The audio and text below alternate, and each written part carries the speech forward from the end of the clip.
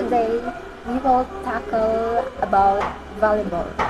So, the volleyball court, as regulated by the Federation International de Volleyball or FIVB since 2004, is a carefully designed space crucial for the game's smooth and safe execution. Let's break down its key components. Playing area, court, and free zone. The entire playing area is rectangular, ensuring symmetry for fair play. It consists of two main parts. The first is the playing court.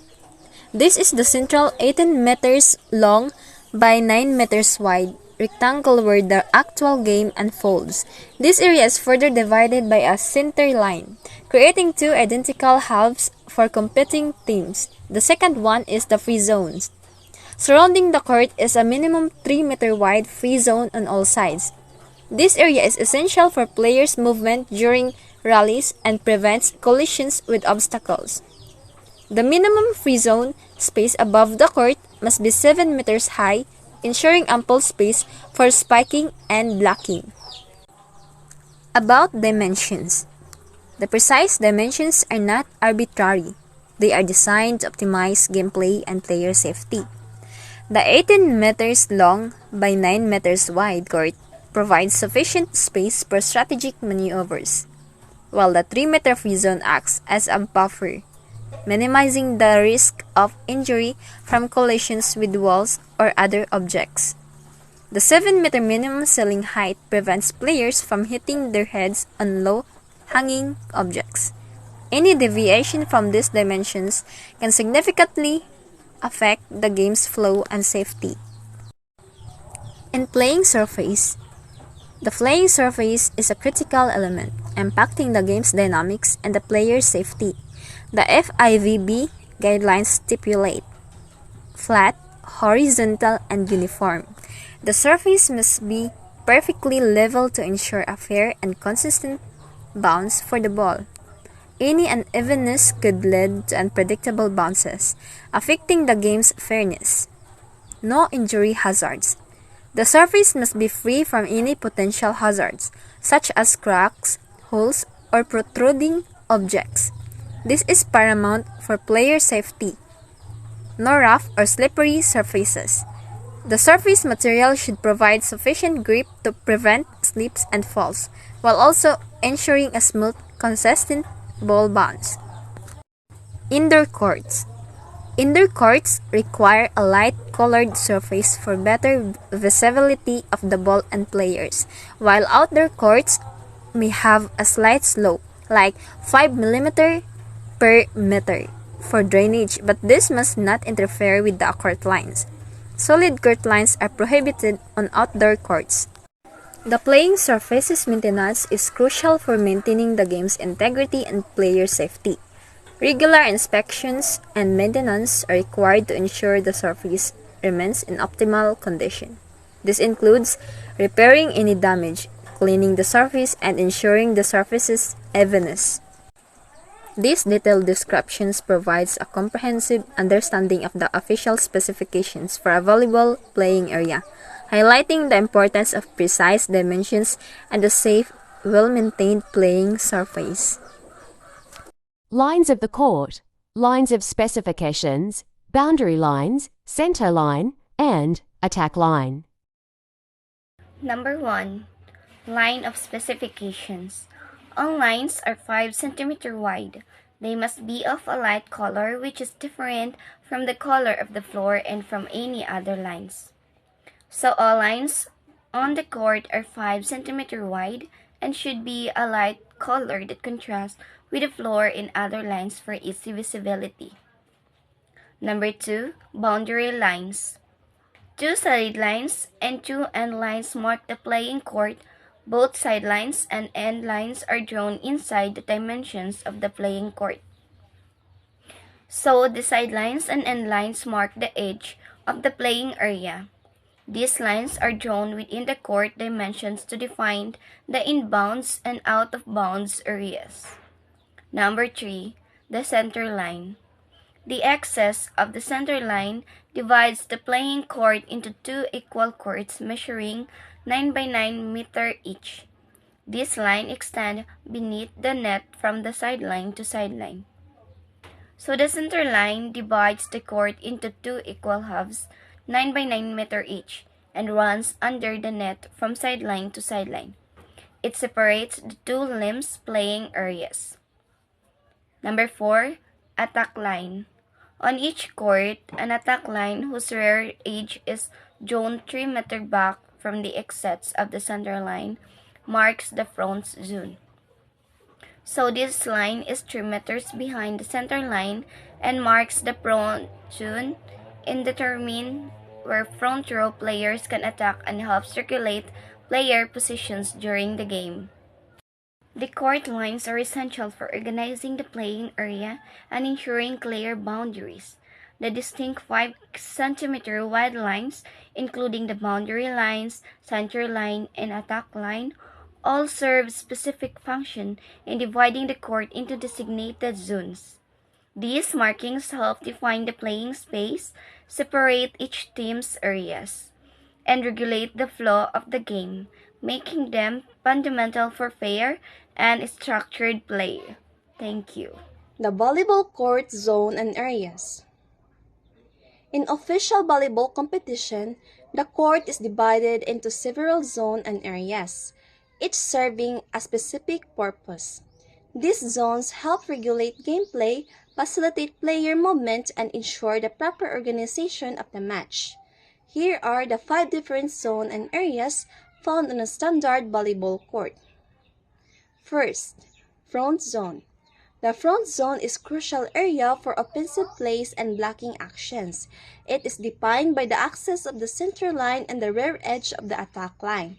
The front zone extends beyond the sidelines, reaching the end of the free zone. Significance: this zone is essential for spiking, setting, and blocking, as players can perform attacks from this area. Usage: only front row players can attack from this zone without restrictions, while back row players must follow attack line rules. Second, service zone. The service zone is a 9-meter wide area located behind each end line. It is laterally limited by 2 short lines, each 15 centimeters long, positioned 20 centimeters behind the end line as an extension of the sidelines.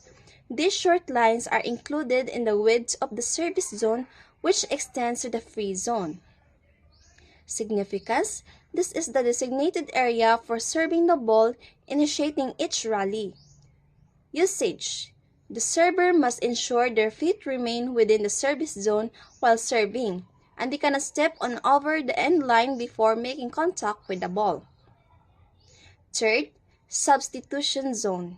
The substitution zone is defined by the extension of both attack lineups to the scorer's table.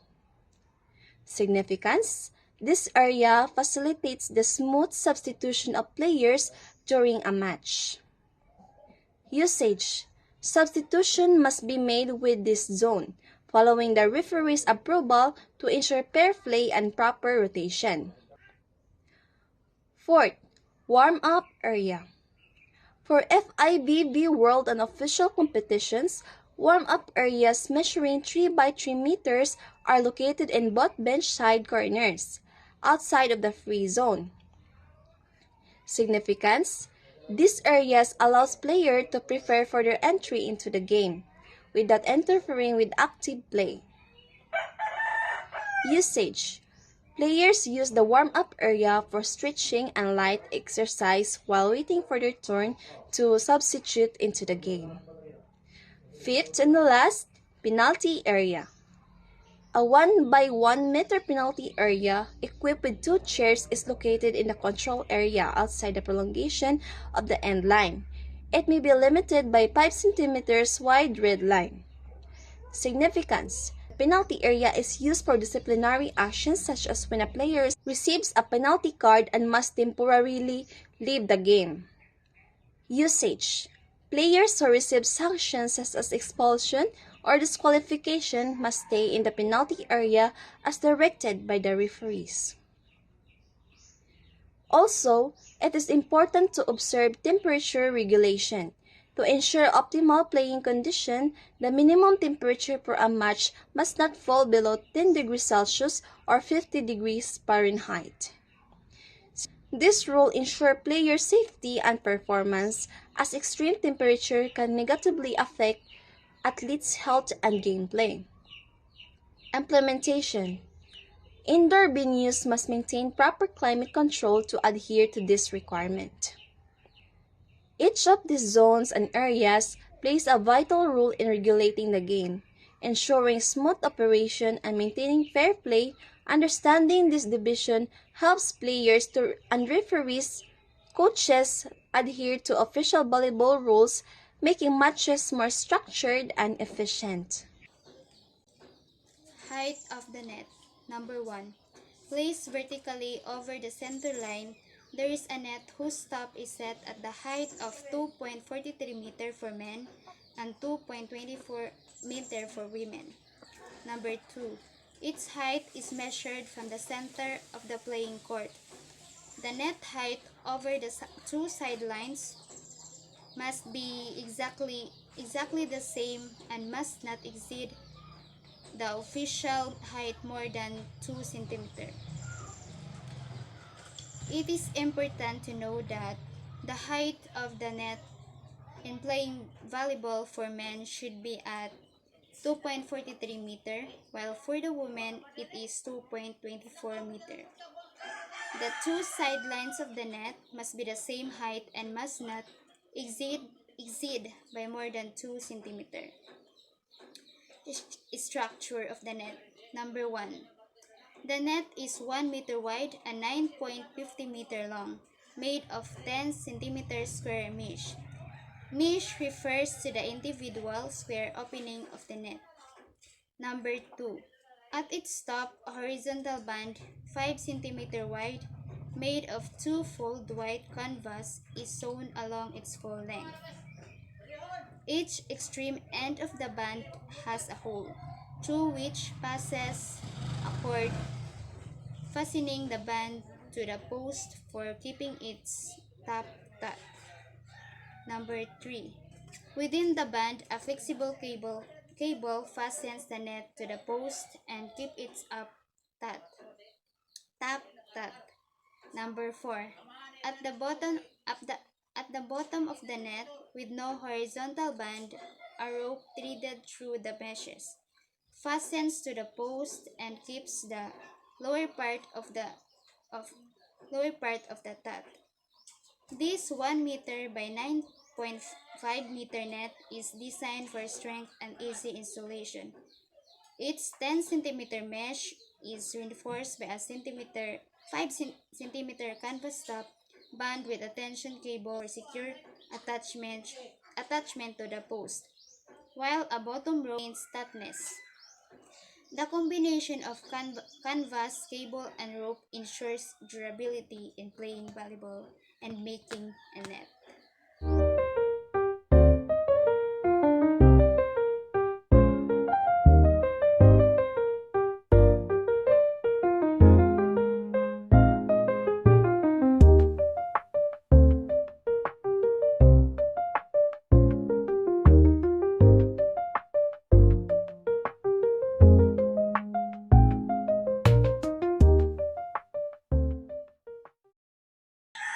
Next are the side bands. Two 5 centimeters wide and 1 meter long white bands are vertically fastened to the net, positioned directly above each sideline. These bands are considered part of the net. Antenna.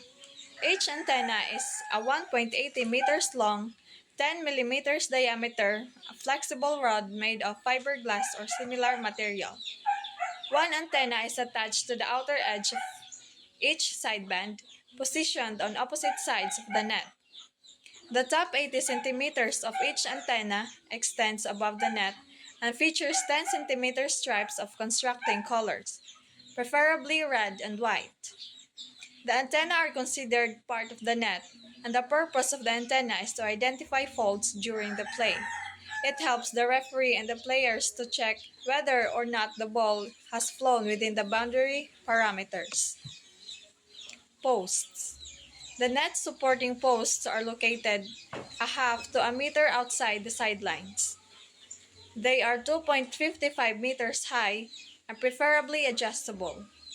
The posts are rounded and smooth, fixed to the ground without wires, ensuring no dangerous or obstructive elements. Any additional equipment is determined by FIVB regulations. So now, my topic is all about ball. There are 5 standards of ball. First is, the ball shall be spherical, made of flexible leather or synthetic leather, cased with a bladder inside made of rubber or a similar material.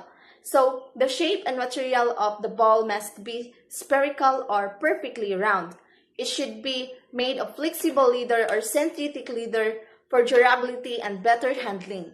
Inside the ball, there should be a bladder made of rubber or similar materials which helps maintain air pressure and bounce.